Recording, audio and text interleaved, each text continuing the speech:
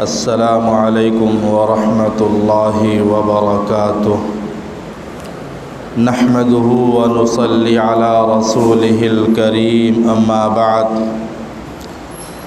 فاعوذ باللہ من الشیطان الرجیم بسم اللہ الرحمن الرحیم اقرأ باسم ربک الذی خلق الانسان من علق اقرأ وربك الأكرم الذي علم بالقلم علم الإنسان ما لم يعلم صدق الله العظيم قال النبي صلى الله عليه وسلم طلب العلم فريضة على كل مسلم أو كما قال عليه الصلاة والسلام۔ میرے محترم بزرگوں، نوجوان ساتھیوں، گرما کی چھٹی ختم ہونے کے بعد تمام بچے اسکول اور کالج کا رخ کر رہے ہیں۔ بعض بچے جن اسکولوں میں تھے انہی اسکولوں میں چلے جا رہے ہیں اور بعض بچے اپنا اسکول تبدیل بھی کر لیتے ہیں، کر رہے ہیں۔ اسی مناسبت سے میں نے تعلیم کی اہمیت کو اپنا موضوع بنایا اور تعلیم کے فائدے کیا ہیں اور تعلیم کن اسکولوں میں حاصل کرنا چاہیے، اس پر تھوڑی سی تفصیل سے میں آپ سے بات کروں گا۔ میں نے خطبے میں قرآن پاک کی ایک آیت تلاوت کی جو سب سے پہلی وحی کہلاتی ہے، جو سب سے پہلے نازل ہوئی، وہ 5 آیاتیں ہیں، اور ان 5 آیات میں اللہ تبارک و تعالیٰ نے پڑھنے کا حکم دیا ہے، تعلیم حاصل کرنے کا حکم دیا ہے، علم سیکھنے کا حکم دیا ہے۔ اقرأ، پڑھ، اقرأ باسم ربک الذی خلق، پڑھ اس رب کا نام لے کر جس نے تم کو پیدا کیا۔ تو قرآن کی جو سب سے پہلی وحی ہے اور جو سب سے پہلی آیت ہے، اس میں اللہ تبارک و تعالیٰ نے ہمیں پڑھنے کا حکم دیا۔ جس ماحول میں یہ آیت نازل ہوئی تھی وہ ماحول مشرکانہ تھا، وہ ماحول جاہلانہ تھا، وہ ماحول قتل و غارت گری کا ماحول تھا۔ تو اللہ نے شرک سے منع نہیں کیا، قتل و غارت گری سے منع نہیں کیا، بلکہ سب سے پہلے حکم دیا کہ پڑھیے، تعلیم حاصل کیجیے۔ جب انسان کو تعلیم آ جاتی ہے تو انسان کے اندر سمجھ بوجھ آ جاتی ہے، انسان کے اندر اخلاق پیدا ہو جاتے ہیں۔ تعلیم کی روشنی میں انسان سیدھے راستے پہ چلتا ہے۔ تعلیم حاصل کرنے کے بعد اچھی اور بری چیز کی تمیز پیدا ہو جاتی ہے، نفع اور نقصان سمجھ میں آنے لگتا ہے، بڑے اور چھوٹے کی تمیز سمجھ میں آتی ہے۔ اس لیے اللہ نے کہا اقرأ، پڑھیے، آپ تعلیم حاصل کیجیے۔ کسی شاعر نے تعلیم سے متعلق بہت خوب کہا ہے کہ اللہ سے کرے دور وہ تعلیم بھی فتنہ، اللہ سے کرے دور وہ تعلیم بھی فتنہ، املاک بھی، اولاد بھی، جاگیر بھی فتنہ۔ اسی طریقے سے جس زمین پر بارش نہیں ہوتی ہے یا جس زمین پر بارش نہیں ہوا کرتی ہے، وہاں کی فصلیں تباہ ہو جاتی ہیں۔ جس زمین پر بارش نہ ہو، پانی نہ پہنچ پائے تو وہاں کی فصلیں خراب ہو جاتی ہیں۔ آپ کیسا بھی فصل لگائیں، کچھ بھی لگائیں، پانی نہیں پہنچا اس کو تو وہ تباہ ہو جاتی ہے۔ ایسے ہی جن بستیوں میں دین کا علم نہیں ہوتا ہے، جن بستیوں میں دین کا علم نہیں ہوتا ہے، وہاں کی نسلیں تباہ ہو جاتی ہیں۔ تو میں دین اور دنیا دونوں تعلیم سے متعلق آپ سے آج بات کروں گا۔ تو اللہ نے ہمیں حکم دیا ہے کہ تعلیم حاصل کرو۔ تعلیم دین کی بھی تعلیم ہے جو مدارس میں، مکاتب میں، مساجد میں حاصل کیے جاتے ہیں، اور ایک تعلیم اسکول کی تعلیم ہے جس کو عصری تعلیم بھی کہتے ہیں، جو اسکول کے اندر، کالج کے اندر حاصل کی جاتی ہے۔ تعلیم دونوں ضروری ہے، دونوں تعلیم کا حاصل کرنا موجودہ وقت میں ہر ایک کے لیے لازم اور ضروری ہے۔ تعلیم سے انسان بااخلاق ہوتا ہے اور بلندیوں کو طے کرتا ہے، منازل کو طے کرتا ہے۔ اور جہالت ایسی چیز ہوتی ہے کہ انسان بجائے ترقی کرنے کے زوال پذیر ہوتا ہے، وہ پیچھے ہوتا چلا جاتا ہے۔ آپ دیکھیں گے معاشرے کے اندر کہ جو تعلیم یافتہ طبقہ ہے وہ کسی نہ کسی حد تک شائستہ بھی ہوتے ہیں، مہذب بھی ہوتے ہیں، با ادب بھی ہوتے ہیں، با اخلاق بھی ہوتے ہیں، چھوٹے بڑوں کی تمیز ان کے اندر ہوتی ہے، بات کرنے کا انداز اور لہجہ اچھا ہوتا ہے، ملنے جلنے کا طریقہ اچھا ہوتا ہے۔ کیوں؟ تعلیم یافتہ ہے، تعلیم حاصل کیے ہوئے۔ اس کے برخلاف ایک وہ شخص جو ان پڑھ ہے، جو تعلیم حاصل نہیں کیا اور جہالت کی تاریکی میں بچپن سے لے کر کے جوانی تک گزار دیا، ایسے انسان سے آپ ملاقات کریں گے تو اس کا لب و لہجہ الگ ہوگا، اس کا طور طریقہ الگ ہوگا، اس کے بات کرنے اور ملنے جلنے کا انداز الگ ہوگا، پھر اس کے اندر چھوٹے اور بڑوں کی تمیز کا لحاظ کم ہوگا۔ یہ ساری چیزیں علم کی وجہ سے، علم حاصل کیے تو باادب، علم حاصل نہیں کیے تو بے ادب کہلاتا ہے انسان۔ اس لیے سرپرستوں کو چاہیے کہ اپنے بچوں کی تعلیم اور تربیت کی فکر کریں۔ اب رہی بات کہ بچوں کو جیسا ماحول میں ہم ڈالیں گے وہی ماحول قبول کرتے ہیں اور وہی ماحول سے مانوس ہو جاتے ہیں۔ بچوں کو ماحول کا اثر پڑتا ہے، جس ماحول میں بچے جائیں گے اسی ماحول کے اثر کو قبول کریں گے۔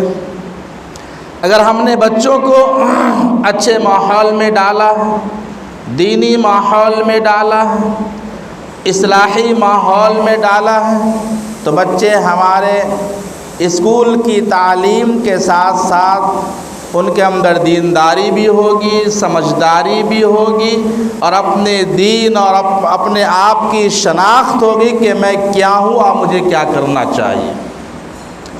اور اگر ہم اپنے بچوں کو کسی غیر کے ماحول میں ڈال دیتے ہیں تو بچے غیر کے ماحول کو دیکھ کر کے مانوس ہوں گے اور اسی ماحول کو اپنے ذہن و دماغ کے اندر رچا اور بسا لیں گے۔ مثال کے طور پر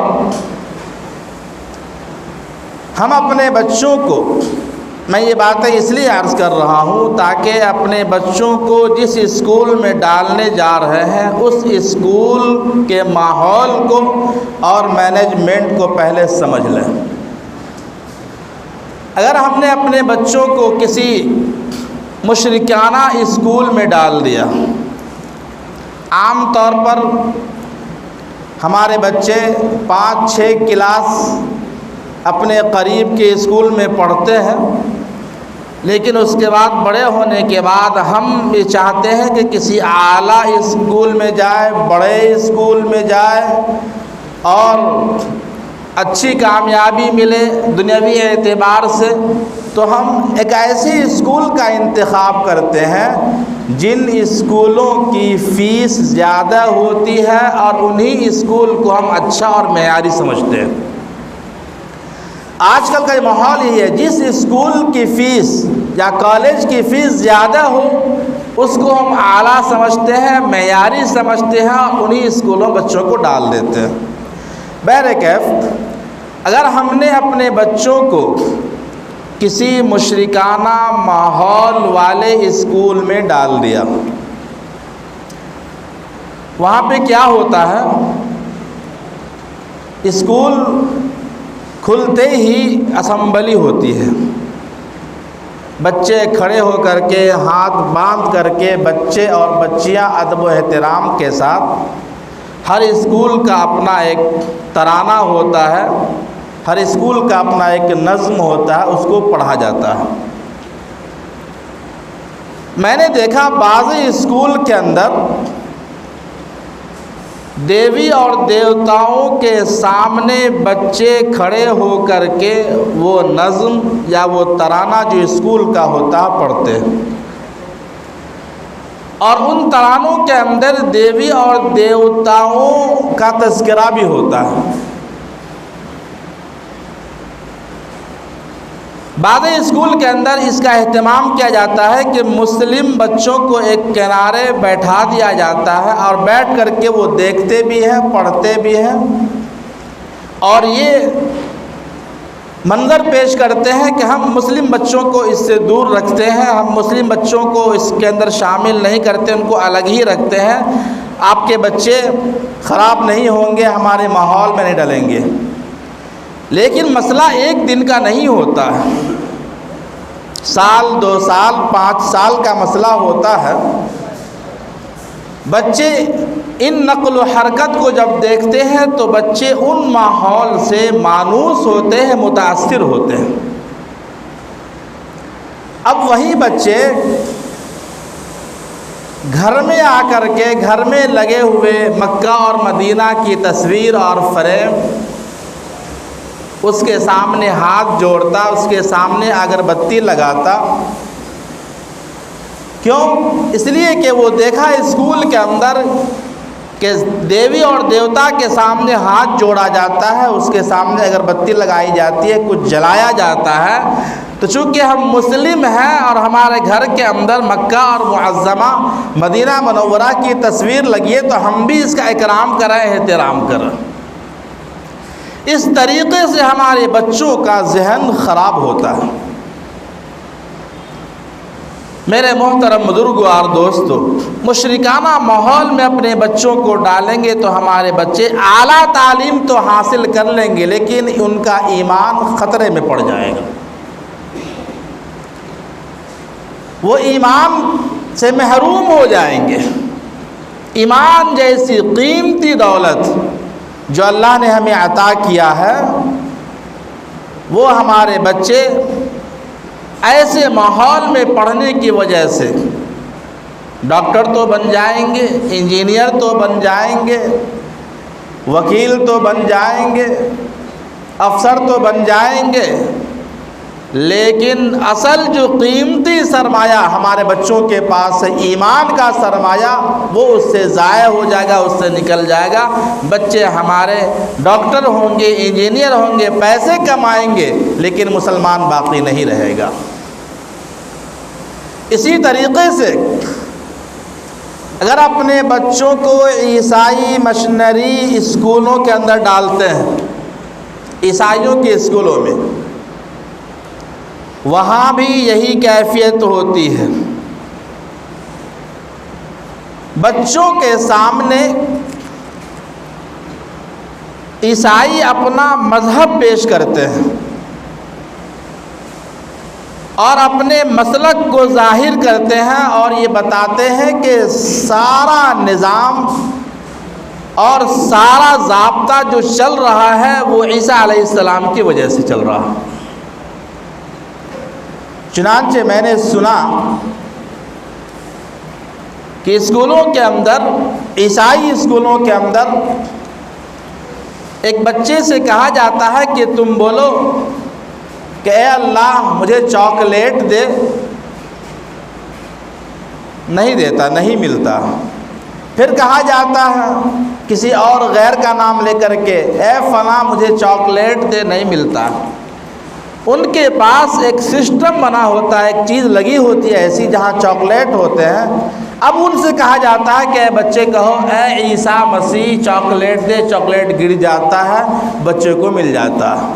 تو کیا کہتے ہیں کہ کس نے چاکلیٹ دیا تم کو؟ عیسیٰ مسیح نے دیا۔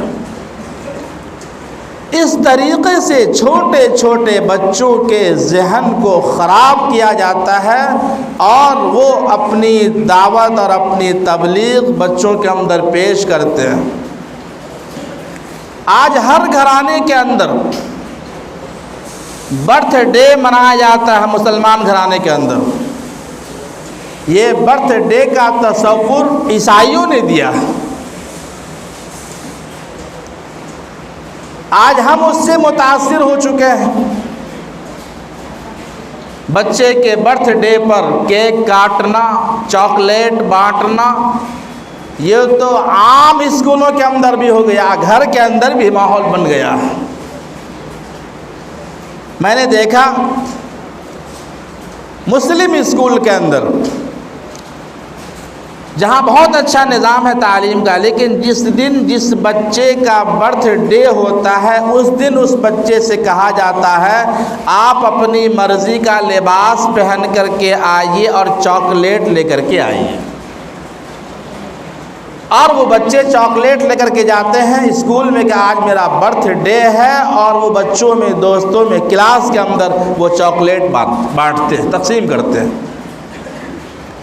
یہ کہاں سے آیا؟ یہ ساری چیزیں ہمارے گھروں کے اندر عیسائی مشنری اسکولوں سے آیا ہے۔ ہمارے بچے اس اسکول کے اندر پڑھیں گے تو وہ بھی جب بڑے ہوں گے تو اپنے بچے کا برتھ ڈے منائیں گے، کیک کاٹیں گے، چاکلیٹ تقسیم کریں گے، دعوتیں کریں گے، جس کا تعلق اسلام سے بالکل نہیں ہے۔ اس لیے میرے محترم بزرگوار دوستو، اپنے بچوں کو اسکول بھیجنے سے پہلے، اسکول میں ایڈمیشن کرانے سے پہلے یہ معلوم ضرور کر لیں کہ اس اسکول کے اندر اسلامی ماحول ہے یا نہیں۔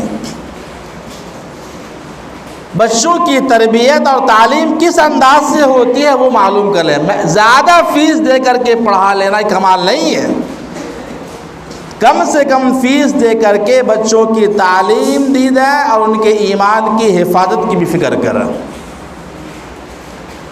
اسی طریقے سے بہت سے اسکولوں کے اندر وندے ماترم پڑھا جاتا ہے، بلکہ آج تو اسلام تعلیم کا جو نظام رائج کیا جا رہا ہے وہ بالکل مشرکانہ رواج ہے۔ اکثریت اسکول غیروں کی وہ ہے جس کے اندر وندے ماترم پڑھنے کا اہتمام ہوتا ہے۔ اسمبلی کے اندر وندے ماترم ایک ایسی گیت ہے جس کو ایک مسلمان پڑھے گا تو وہ اسلام سے خارج ہو جائے گا، اسلام سے نکل جائے گا۔ وندے ماترم کے اندر اس زمین کو، اس دھرتی کو ماں کہا گیا ہے، اور اس سے بڑھ کر بہت سی ایسی باتیں اس کے اندر ہے جو مشرکانہ ہیں۔ کسی زمانے میں کئی سال پہلے حضرت مولانا علی میاں ندوی رحمۃ اللہ علیہ وندے ماترم کے خلاف تحریک چلائے تھے، آواز اٹھائے تھے کہ اسکولوں کے اندر اس کو نہ پڑھایا جائے، یہ مذہبی گیت ہے، آپ پڑھ لیجئے لیکن اسکولوں کے اندر بچوں کو نہ پڑھایا، چونکہ اسکول کے اندر ہر مذہب کے، ہر مسلک کے ماننے والے بچے ہوتے ہیں۔ اگر ہمارے بچے وندے ماترم پڑھنے والے اسکول میں پڑھتے ہیں اور وندے ماترم روزانہ پڑھتے ہیں تو وہ بچے ہمارے مسلمان نہیں ہیں، اسلام سے خارج ہو چکے ہیں۔ اس لیے ایسی اسکولوں سے بھی اپنے آپ کو بچنے اور بچانے کی ضرورت ہے۔ اس وقت موجودہ دور میں الحمدللہ حیدرآباد شہر کے اندر بہت سے مسلم مینجمنٹ کے اسکول ہیں جہاں پر خالص عصری تعلیم کے ساتھ ساتھ ان کے ایمان دین کی حفاظت کی جاتی ہے، انہیں دینیات پڑھایا جاتا ہے، انہیں نماز کی تربیت ٹریننگ دی جاتی ہے، کلمے اور اذکار یاد کرائے جاتے ہیں۔ ایسے اسکولوں کا انتخاب کریں اور ایسے اسکولوں میں بچوں کو پڑھائیں جہاں عصری تعلیم کے ساتھ ساتھ دینی تعلیم کا بھی مزاج ہو، دینیات کا بھی ماحول، تب تو ہمارے بچے انشاءاللہ عصری تعلیم کے ساتھ ساتھ ایمان کو بھی باقی رکھیں گے، دین پر بھی چلتے رہیں گے۔ چنانچہ حضرت یعقوب علیہ السلام جو خود پیغمبر تھے، ان کے والد بھی پیغمبر تھے، ان کے بیٹے بھی پیغمبر تھے، پیغمبرانہ ماحول، باپ دادا پیغمبر، بیٹے پیغمبر، یعنی اللہ کے نبی۔ یعقوب علیہ السلام کا جب آخری وقت آیا تو بیٹوں نے ان کو گھیر لیا، ان کے سامنے بازو بیٹھ گئے۔ اور عام طور پر ہمارے یہاں بھی ایسا ہی ہوتا ہے کہ جب کسی گھر کے فرد کا انتقال ہونے لگتا ہے، آخری وقت ہوتا ہے، تو گھر کے افراد ان کے آزو بازو بیٹھ جاتے ہیں اور کہتے ہیں کچھ وصیت کیجیے، کچھ تلقین کیجیے۔ یعقوب علیہ السلام اللہ کے پیغمبر، جب ان کا آخری وقت آیا تو ان کے بیٹے اور افراد خاندان ان کے آزو بازو بیٹھ گئے۔ تو انہوں نے اپنے بیٹوں کو نصیحت کی، سوال انداز میں پوچھا ان سے، ما تعبدون من بعدی، اے میرے بیٹے، میرے بعد، میرے مر جانے کے بعد تم کس کی عبادت کرو گے؟ ایک پیغمبر اپنے بیٹے سے پوچھ رہا، جو بیٹا پیغمبر مستقبل کا۔ وجہ کیا تھی؟ وجہ یہ تھی کہ یعقوب علیہ السلام مصر میں رہتے تھے اور اس زمانے میں مصر کا ماحول کچھ ایسا تھا کہ لوگ چاند کی پوجا کرتے تھے، سورج کی پوجا کیا کرتے تھے، گاؤں کی پوجا کیا کرتے تھے، کئی قسم کے لوگ پوجا کرتے تھے۔ اکثریت ان لوگوں کی تھی جو غیروں کی پرستش کر رہے تھے، غیروں کی عبادت کر رہے تھے، اور مسلمان اقلیت میں تھے، کم تھے۔ تو یعقوب علیہ السلام کو فکر لاحق ہوئی کہ ایسا نہ ہو کہ میرے مرنے کے بعد یہ لوگ بھی اکثریت کے ساتھ ہو جائیں، ان کے ماحول میں ڈھل جائیں۔ اس لیے اپنے بیٹے سے پوچھا، ما تعبدون من بعدی، اے میرے بیٹے، میرے مرنے کے بعد تم کس کی عبادت کرو گے؟ بچوں نے جواب دیا، قالوا نعبد الہک و الہ آبائک ابراہیم و اسماعیل و اسحاق الہا واحدا، کہ ہم ایک اللہ کی عبادت کریں گے۔ حضرت اسحاق، حضرت اسماعیل، حضرت یعقوب جس کی عبادت کرتے تھے اس کی عبادت ہم کریں گے۔ وَنَحْنُ لَهُ مُسْلِمُونَ، اور ہم مسلمان باقی رہیں گے۔ ایک پیغمبر کو فکر ہوئی تھی اس ماحول کی وجہ سے کہ جس ماحول میں شرک عام تھا، کہیں ہمارے بچے اس میں شامل نہ ہو جائے۔ آج ہمارا بھی یہی حال ہے۔ ہم جس ماحول میں پرورش پا رہے ہیں، ہم جس ماحول میں زندگی گزار رہے ہیں، اس ماحول کے اندر مشرکانہ عمل زیادہ ہو رہا ہے، اور کہیں ایسا نہ ہو کہ اعلیٰ تعلیم کے نام پر ہمارے بچے بھی اس ماحول سے متاثر ہو جائیں۔